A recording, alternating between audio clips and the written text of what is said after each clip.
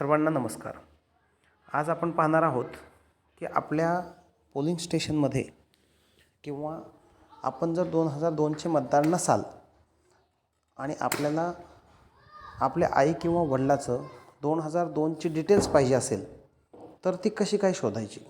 यासाठी आपण काय करणार आहोत, ECNET तुम्हाला स्क्रीनवर दिसत आहे, हे ॲप्लिकेशन प्ले स्टोअरवरून डाउनलोड करायचं आहे.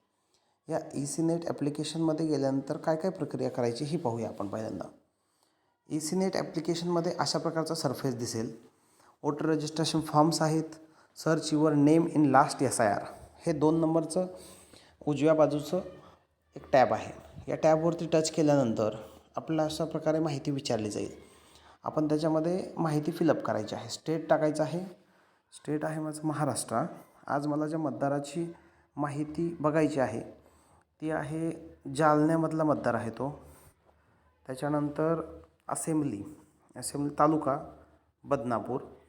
त्याच्यानंतर मला कुठलीच डिटेल्स भरायची नाही आहे.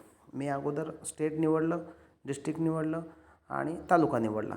याच्यानंतर मला डायरेक्ट जायचं आहे इलेक्टर फुल नेम इन लास्ट SIR 2002, इथं स्टार करून ठेवलं आहे, याच्यावरती जायचं.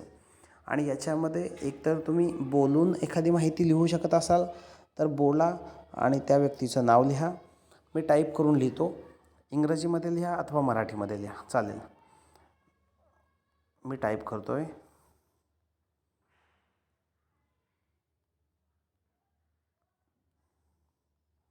मी व्यक्तीचं नाव लिहिलं. आता मला कुठलीही डिटेल्स भरायची गरज नाही आहे. म्हणजे मी राज्य, जिल्हा, तालुका आणि व्यक्तीचं नाव एवढ्या 4 डिटेल्स दिलेल्या आहेत. सर्च बटनवरती टच करतो आहे. सर्च बटनवर टच केल्याबरोबर माझ्यासमोर ते नाव आलेलं आहे, शेख कयामुद्दीन रहीमुद्दीन. सिरियल नंबर 1 आहे, नाव आहे, एज आहे 32 त्यावेळेसचं 2002चं. Relative full name Shaikh Rahimuddin. Other type, relation type other. State Maharashtra, district Jalna. आपल्याला पाहिजे असले हे 3 नंबर आहेत खालचे.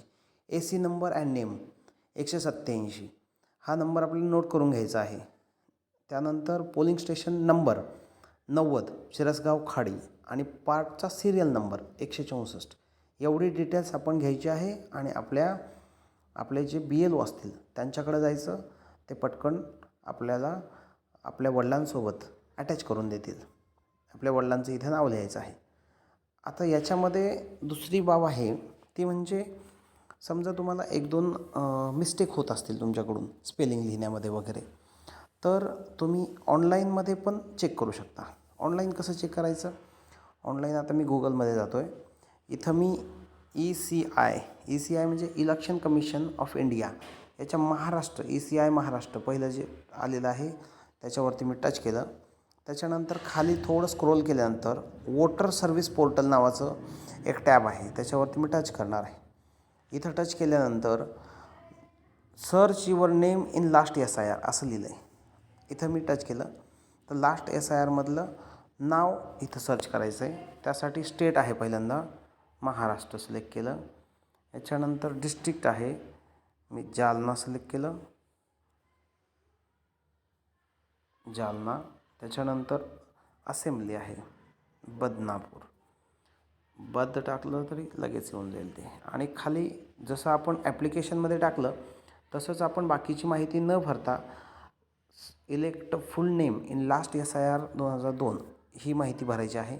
इथं मी नाव इन्सर्ट करतो,